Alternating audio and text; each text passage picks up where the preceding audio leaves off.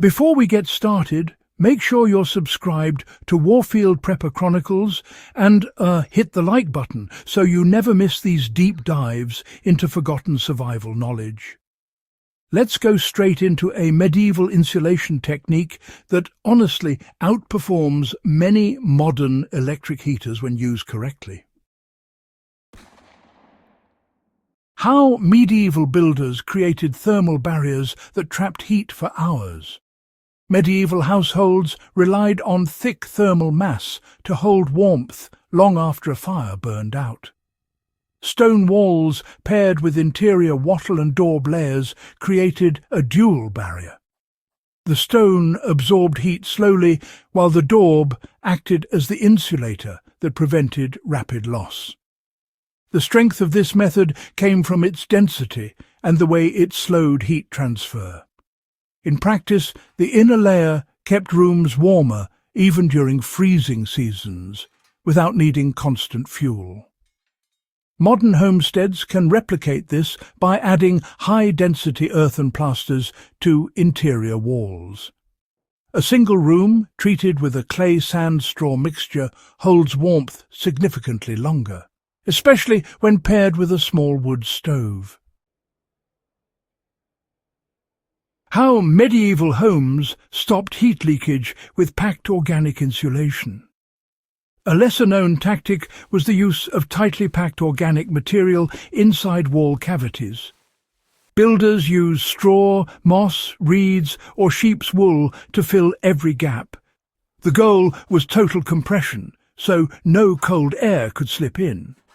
Compressed organic fibre traps pockets of still air, which is the foundation of effective insulation.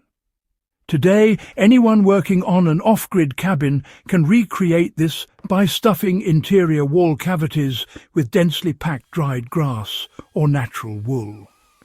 It performs surprisingly close to commercial insulation and works even better when sealed behind wooden planks that prevent drafts from pulling heat through the fibres. Right, so let's talk about how medieval floors kept heat from sinking into the ground. Floors were another place where heat loss was, aggressively controlled. Instead of leaving bare earth or cold stone, homes used a thick layer of rushes or straw as a sort of natural thermal blanket.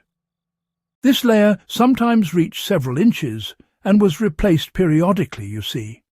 It acted as both insulation and a way to stop ground moisture from cooling the interior. You can actually adapt this method by laying down a dense mat of woven reeds or straw under rugs in cabins or emergency shelters. The thermal gain is immediate and noticeable, especially in winter conditions when ground temperatures steal warmth rapidly. Now, let's have a word about how medieval fabrics created microclimates in living spaces. Heavy wall hangings weren't decorative first, they were insulation.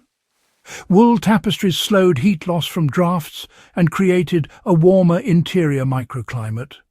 Even a single large wool cloth hung on a cold exterior wall raises interior temperature because it blocks circulating cold air. This is an easy modern application, honestly. Hanging dense fabric or surplus wool blankets on the inside of exterior walls drastically improves warmth retention in off-grid living spaces or survival shelters. These methods worked because medieval people understood how to control airflow-contained heat and use thermal mass efficiently. Anyone building or retrofitting a homestead can blend these principles with modern materials to produce a home that stays warm with minimal power. If you found this guide useful, subscribe to Warfield Prepper Chronicles, share the video with fellow enthusiasts, and keep digging deeper into forgotten survival knowledge.